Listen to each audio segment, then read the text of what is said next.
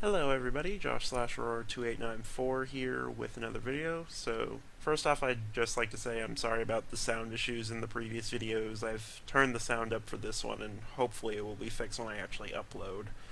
The change in sound does actually occur when I upload the video, so it might be something on YouTube's end, or maybe I just haven't done the proper editings, but we'll see. Hopefully this one works out. If not, I have some work to do. Anyway, it's been a while since I've done just a general update on Rockport, so figure that this will be the video for that, and I'll also show off just other project I've been working on. So anyway, you can see first of all, I finished all the facades in the beach area, so hopefully the beach area will actually be complete very, very soon, and I don't have to worry about it anymore. I've got all the places for the lamps, I've done all the buildings, and I'm actually viewing everything from my lighthouse. Because, you know, it's a coastal city, you gotta have a lighthouse. Everybody does lighthouses. Except I changed the color scheme on mine. You typically see the red and white, or the dark wood and light wood kinds, but figured I'd try something a little bit different, especially since I'm trying to go for sort of like a 1940s-ish vibe with the beach, you know, with the pastel colors and everything. So yeah, I'll head on down here, take some damage along the way, eat some food, get a nicer view of the lighthouse from over here, and I'm also thinking about moving my nether portal into an underground region just over here, so when visitors come, they walk up an entrance, and they're immediately greeted by the beach path, and they can go to the beach, they can roam around the rest of the city. The only thing I don't like about it is how the beach is at like one end of the city, and if you see my previous videos, you know that this is going to be a pretty big project, so they may not want to walk so much. Anyway, yeah, you can see the buildings over there are complete. Those were the only buildings I was putting off because I wasn't sure what to do. Only thing I'm not happy with is the that part of this dark building over here. Still figuring this one out. I'll fix it eventually.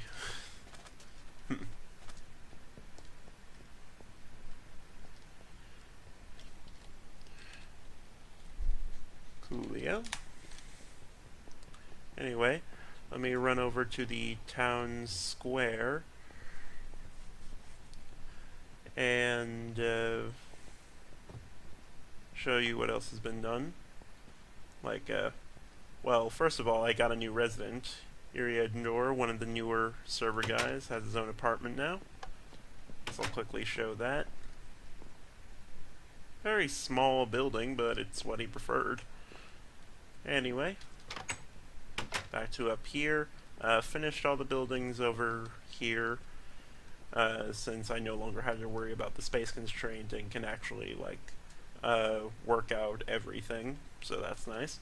Over here, I finally finished the town hall, which has a working clock tower right now. Because it's night, the light is at the bottom, but as soon as it turns to day, it'll go all the way around and then go back there the next night. So yeah, I finished Morkov's boat finally, and he repaid me by actually setting up the clock. So you can see he set up all the redstone over here, and I'm not even going to try and figure out how he did it. Like, I'm sure I could, but it's just easier to let him do it, I guess. He had one of these in his base, and he showed off. So anyway, what else has been going on? Well, this for one. I'm now starting to actually work on the outside of the castle. So, like, this will be the back entrance of the castle, and I wasn't necessarily going for a Norse design or a whimsical design with the castle, but the fact of the matter is everybody in Minecraft does castles, so you gotta focus on the little details and placement and stuff if you really want to make your castle unique and stand out. So, yeah, again, this is the back entrance to the castle. Up over here in this area, and then also over there. This is going to be a bridge later, by the way. These two areas is going to be like a miniature medieval village. What I was thinking was these three mountaintops over here are going to actually have the castle, and then these two areas will be like historic recreation. Like, this entire area reminds me when I went to Norway once and we visited a historical Viking museum, and they actually set up the town, and they didn't have like reenactors or anything cheesy like that, but it was cool to see how they lived, so that's what I was thinking. Plus, it'll give me a nice contrast between all the modern buildings I'm doing back in the city. So, yeah. By the way, if these hoppers were retextured, these would make great lampposts. As they currently stand, they kind of stick out. But anyway, also been working on the Central Park. Was thinking this area would either be like not innate, ornate or Victorian.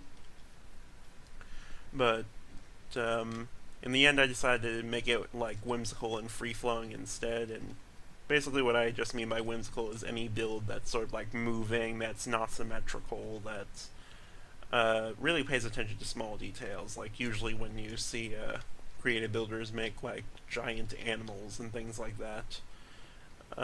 That's what I mean by whimsical. So yeah, this is still a work in progress, as you can see.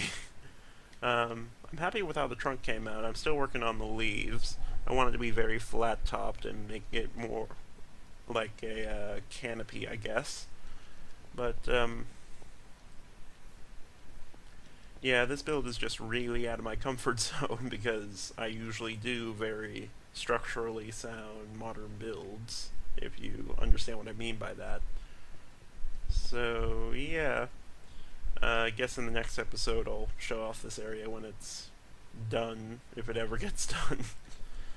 I've just been so busy with schoolwork lately that I haven't really had the time to be creative. Like, typically when I'm very stressed out, I'll play Minecraft to relieve that stress, but when I play Minecraft, I only do it to be a hoarder, basically. Like, so I'll go mining, I'll AFK at farms, I'll build farms and stuff like that. Creative builds like these typically require a lot of concentration for me. So, yeah, that's what I have going on at the moment over here. Just working on buildings, and eventually I'll get started on the castle. So I just want to show you the wither farm I built, and so I will see you in a little bit. And we're back. We are at Dagger's nether portal, something like 1,500 blocks out. You really gotta bring a novel if you're gonna come over here, but Dagger happened to be right next to a nether fortress that was in a giant lava pool, so if we go down here, very slowly, this will actually take you to the wither spawning pad. Like, we flattened out all of the area, and withers spawn here like crazy when there's not that many people on, so like only one other person is on, so this would actually be a good place to find some withers at the moment, or right now, I mean. So yeah, like it's just a simple spawning pad, no fancy like piston pushing mechanisms or anything like that. The fact is, because this nether fortress is actually so compact, like you can see there were two different paths here at one point, and there's a path over there.